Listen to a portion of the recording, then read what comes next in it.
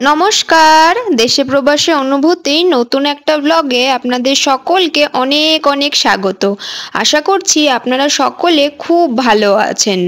আর সকলকে শুভ শারদিয়া আর মহা শুভ সপ্তমীর অনেক অনেক শুভেচ্ছা এবং অভিনন্দন। এবছর তো আর পুজোতে আমাদের কলকাতা ফেরা হলো না, তাই ভাবলাম ঘরে বসে থেকে তো আর লাভ নেই, তার থেকে বরঞ্চ আশেপাশে যে কটা দুর্গাপুজো হয়েছে সেগুলো বরঞ্চ ঘুরে দেখে আসি। পশ্চিমবঙ্গের বাইরে বাকি সমস্ত রাজ্যে আপনারা হয়তো জানবেন যে দুর্গাপুজো মোট 10 দিন ধরে পালন করা হয়, মানে মহালয়ার পরদিন থেকেই পুজো শুরু হয়ে যায়, মানে মায়ের কাছে কলস স্থাপন করে দেওয়া হয় আর তারপর থেকেই পুজো রোজকার মতন নিত্য ঘরের পুজোর মতন পুজো হয়।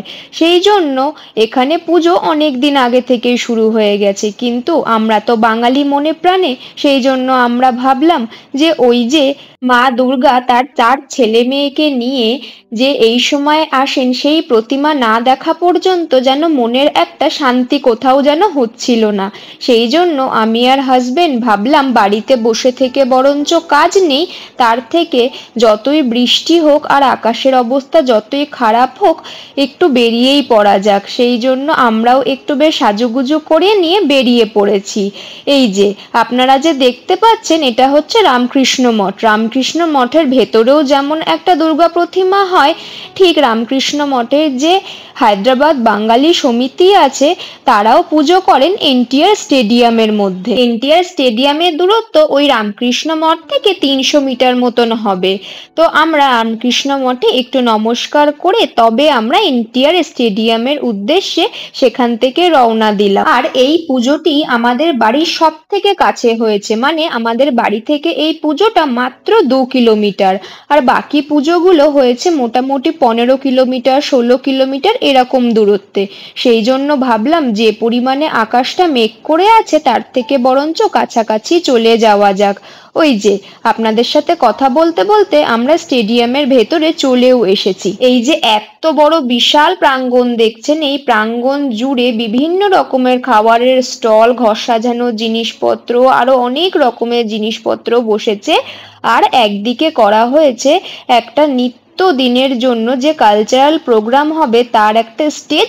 আর এই যে এইখানে মাকে স্থাপন করানো হয়েছে। চলুন একটু কাছে যাই, কাছে গিয়ে মাকে ভালো করে প্রণাম করে আসি আর আপনাদেরকেও একটু কাছ থেকে দেখিয়ে দিই। আমরা মোটামুটি পুজো দেখা শুরু করেছিলাম ওই মহালয়ার পর দিন থেকে, কিন্তু সেই মূর্তিগুলিও খুবই সুন্দর, কিন্তু কোথাও যেন এই যে মা এসেছেন তার 4 ছেলে মেয়েকে নিয়ে, আর সঙ্গে সিংহ রয়েছেন, মহিষাসুরকে বধ করছেন, এই মূর্তিটিকে কোথাও না কোথাও যেন খুব মিস করছিলাম। আর সঙ্গে সঙ্গে মনে পড়ছিল কলকাতার সেই এর আগের সমস্ত পুজোর স্মৃতিগুলো, আর তখন মনে হচ্ছিল যে এবছরও আমরা কলকাতায় ফিরতে পারলাম না। এত দিনে এসে আজ এই মহাসপ্তমীর পুণ্যতিথিতে যখন মাকে এই রূপে দেখতে পেলাম, তখন মনে যেন একটা আলাদাই শান্তি লাগছিল। যতক্ষণ আজ এখানে ছিলাম ততক্ষণ 2 চোখ মন প্রাণ ভরে মূর্তিটিকে আমি দেখে নিয়েছি।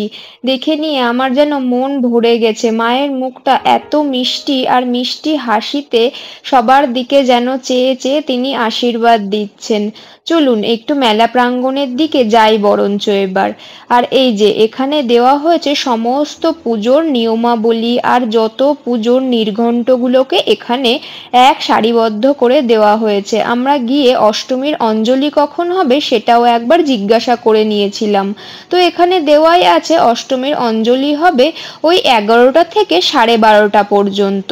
যেহেতু হায়দ্রাবাদে প্রচুর বৃষ্টি হচ্ছে সেই জন্য আজকে রোদ নেই, বরঞ্চ খুব সুন্দর একটা হাওয়া দিচ্ছে। দেখুন কি একটা দুর্দান্ত জিনিস খুঁজে পেয়েছি।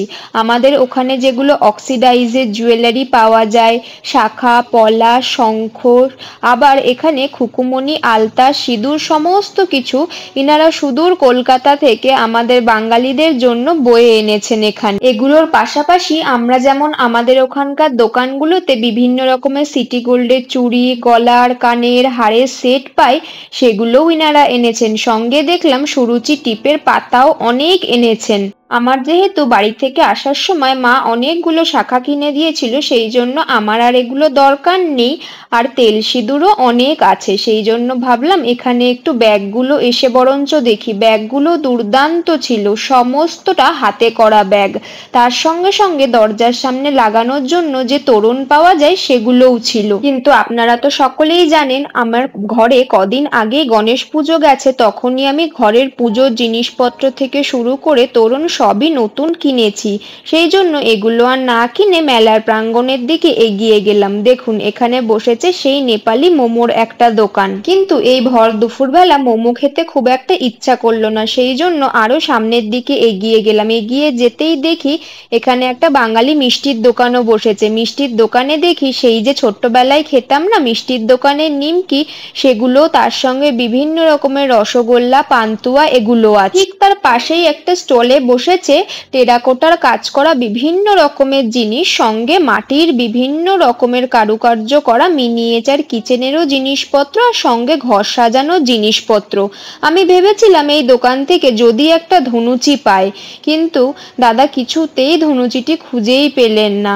আসলে ইনারা এখনো জিনিসপত্র সম্পূর্ণভাবে সাজিয়ে উঠে পারেননি, সেই জন্য দেখুন কি সুন্দর ঘর সাজানোর জিনিসপত্র, তার সঙ্গে মাটির বিভিন্ন শোপিসও ইনার কাছে আছে। আর এই যে দোকানটি দেখতে পাচ্ছেন শ্রী ফ্যাশন স্টোর বলে, এই দোকানটি হায়দ্রাবাদের বেগম বাজারে অবস্থিত, কিন্তু ইনারা এখানেও স্টল দিয়েছেন আমাদের সুবিধার্থে। বিভিন্ন রকমের ডালি করে রেখেছেন, তার মধ্যে ফুল, বেলপাতা, পদ্ম ফুল। আর কদিন পরে যেহেতু লক্ষ্মী পুজো, সেই জন্য লক্ষ্মী পুজোর যাবতীয় সামগ্রীও উনি সঙ্গে করে এনেছেন। আর এখানে দেখুন কি সুন্দর গুছিয়ে গুছিয়ে 5 রকমের ফল যাতে আপনারা মিলিয়ে নিতে পারেন সেগুলিও রেখেছে। আর ইনাকে জিজ্ঞাসা করে জানতে পারলাম ইনার কাছে নাকি গামছা, লুঙ্গি, টাওয়াল, বাঙালি শাড়ি, আরো আলতা, ধূপকাঠি, শঙ্খ, পুজোর বিভিন্ন জিনিসপত্র সেগুলোও ইনি রাখেন। এই যে এখানে একটা ভেজ দোকান বসেছে, যেখানে ভেজ বিরিয়ানি পাওয়া যাচ্ছে, তাওয়া পনির পাওয়া যাচ্ছে। আসলে এখানে যেহেতু নবরাত্রির সময় অবাঙালিরা ভেজ খেয়ে থাকেন, সেই জন্যই এরকম কিছু দোকানেরও আয়োজন করা হয়েছে। আর যারা হায়দ্রাবাদে থাকেন তারা তো জানেন এটা একটা প্রসিদ্ধ বাঙালি রেস্টুরেন্ট, আমন্ত্রণ বেঙ্গলি রেস্টুরেন্ট। এদের আরো 4-5টি ব্রাঞ্চ আছে। আমরা সাধারণত পাঞ্চাগুট্টাতে যেটি আছে সেখানে মাঝে মাঝেই গিয়ে এদের এখানে খেয়ে থাকি, কিন্তু আজকে দেখলাম যে ইনারা এখানেও স্টল বসিয়েছেন। আর দেখুন ডিসপ্লেতেও অনেক কিছু খাওয়ার এরা দিয়ে রেখেছে, ফিশ কাটলেট, এগ ডেভিল, মোচার চপ, আরো বিভিন্ন জিনিস। তো আমি আর হাজবেন্ড 1 প্লেট করে আলুর দম আর বাসন্তী পোলাও নিয়ে নিয়েছিলাম। আসলে অনেক দিন পর দেখলাম যে এখানে বাসন্তী পোলাও আর আলুর দম আছে, তাই ভাবলাম ছেড়ে আর লাভ নেই, এখান থেকে বরঞ্চ জিনিসটা একবার টেস্ট করেই দেখি যে কেমন বানিয়েছে। আর সত্যি কথা বলতে খুব জোর খিদেও পেয়েছিল, সেই জন্য ভাবলাম আগে পেট পুজোটা বরঞ্চ সেরে নি। যতক্ষণে এখানে আমাদের প্লেটটা রেডি করছে, ওদিকে আমি ক্যামেরাটা ঘোরাতেই দেখি ছোট ছোট বাচ্চারা স্টেজের মধ্যে কি নৃত্য পরিবেশন করবে সেটার জন্যই তারা একবার করে ঝালিয়ে নিচ্ছে, মানে রিহার্সেল দিচ্ছে তারা। আজ যেহেতু সপ্তমী, সেই জন্য অনেকেই হয়তো অফিসে ছুটি পাননি, সেই জন্য আজকে কোনো অনুষ্ঠান এখন হচ্ছে না, সন্ধেবেলা থেকে অনুষ্ঠান হবে। আর আগামীকাল তো অষ্টমী, তখন থেকে হয়তো দিনের বেলাতেও বিভিন্ন রকমের এখানে কালচারাল প্রোগ্রামগুলি হবে। এই যে আমাদের প্লেট গুছিয়ে দিয়ে দিয়েছে, সত্যি কথা বলতে কোয়ান্টিটিটাও বেশ ভালোই দিয়েছিল। আমাদের ওখানে বাড়িতে যেমন আমরা বাসন্তী পোলাও গোবিন্দভোগ চাল দিয়ে খেয়ে থাকি, এখানে করেছিল বাসমতি রাইস দিয়ে, কিন্তু টেস্টটা খুব ভালো হয়েছিল। তার সঙ্গে ছিল মটরশুঁটি, কাজু, কিশমিশ।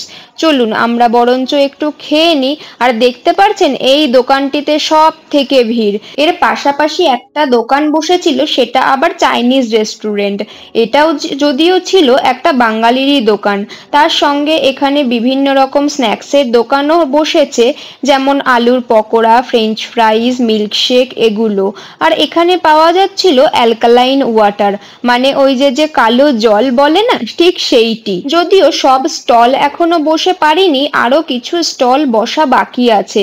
সব স্টল বসলে মেলার মাঠটি পূরণ হয়ে যাবে। আশা করছি আজকে সন্ধ্যের মধ্যে সমস্ত স্টলগুলি পূরণ হয়ে যাবে, তখন স্টলগুলিকে দেখতে আর মেলার মাঠটি পুরো জমজমাট হয়ে যাবে। সন্ধ্যাবেলা একবার চেষ্টা করে দেখবো ভাবছি, কিন্তু আকাশের যা পরিস্থিতি মনে হয় না আর বেরোতে পারবো। এই যে এখানে একটা ক্যাফেও বসেছে, মানে একটু কফি, চা, ফিশ পকোড়া এগুলোও পাওয়া যাচ্ছে। যেহেতু আপনাদেরকে বললাম যে এটি রামকৃষ্ণ মঠের প্রায় কাছে, সেই জন্য রামকৃষ্ণ মঠ থেকেও একটা স্টল দেওয়া হয়েছে, যেখানে বিভিন্ন রকমের অর্গানিক জিনিসপত্রের সঙ্গে বিভিন্ন রকমের বইও পাওয়া যাচ্ছিল। যদিও এখানে এখনো বাংলা বইয়ের যে দোকানটি আছে সেটা এখনো বসে পারেনি, আশা করছি বিকালের মধ্যে সেই দোকানটিও বসে যাবে। এই যে এখানে আর একটা বাঙালি মিষ্টির দোকান, সেখানে যদিও আরো বিভিন্ন রকমের ছাঁচে গড়া সন্দেশ, সঙ্গে ওই যে গজা পাওয়া যেত, তার সঙ্গে খাজা, আরো বিভিন্ন রকমের যেমন নলেন গুড়ের রসগোল্লা, মালাই চমচম, আরো অনেক কিছু ইনারা ভ্যারাইটি জিনিসপত্র রেখেছেন। এখানে জল ভরা সন্দেশও রেখেছেন, তার পাশাপাশি কাঁচা গোল্লা, মালাই চমচম, আরো অনেক কিছু। এই দেখুন এখানে রেখেছে মিহিদানা, একটু সীতাভোগ, আর ট্রেনে ওই যে 10 টাকা প্যাকেট করে বিক্রি হয় না, সেই যে আঙ্গুলে গজা, সেগুলোও এখানে বসেছে। দাদাদেরকে জিজ্ঞাসা করতে তারা বললেন যে সন্ধেবেলা আসুন, তাহলে তালের ফুলুরিও পাবেন, আবার তালের লুচিও পাবেন। আসলে ওটা তো করতে একটু সময় লাগে, সেই জন্য ওটার এখন প্রস্তুতি নেওয়া চলছে। সত্যি কথা বলতে এই মিষ্টির দোকানগুলি যেহেতু আমার বাড়ির কাছে কোনোটিই নেই, সেহেতু এগুলো দেখে এখান থেকে খেয়ে মন প্রাণ একদম যেন ভরে গেল। অনেক দিন পর যেন মনে হলো আমরা বাড়িতে ফিরে এসেছি। সত্যি কথা বলতে আমাদের মতন আরো বিভিন্ন বাঙালিরাও দেখছি সমানই খুশি হয়েছেন। এই যে তার পাশেই একটা দোকানে এরকম অক্সিডাইজের বিভিন্ন জিনিসপত্র বসেছে, গলার, কানের, হার, হাতের চুড়ি, আরো বিভিন্ন রকমের জিনিসপত্র। দেখুন কি সুন্দর অপূর্ব জিনিসপত্র বসেছে। ইনারা শুধু রাজস্থান থেকে এসে দোকানটিকে বসিয়েছেন। এগুলোর পাশাপাশি আরো একটা অপূর্ব জিনিস আপনাদেরকে দেখায়, দাঁড়ান। এই যে এরকম ছোট ছোট যে পুঁথি, তারপর এমব্রয়ডারি করা এরকমও কানের, গলার, হারের সেট এরকমও পাওয়া যাচ্ছে। তো আমি এখান থেকে আমার জামার সঙ্গে ম্যাচ করে এই যে কানেরটি দেখছেন, এটি আমি নিয়েছিলাম। এটা ওই দাম নিয়েছিল 120 টাকা মতো, যদিও ওনারা চেয়েছিলেন 180 টাকা, কিন্তু আমি কিছু না বলাতেই ওনারা বললেন 120 টাকা দেবেন, তাহলেই চলবে। খুদেরা এখন মঞ্চ ফাঁকা করে যে যার মতন খেলতে ব্যস্ত হয়ে গেছে। এই ফাঁকে বড়রা একটু নৃত্যের প্রস্তুতি নিয়ে নিচ্ছেন।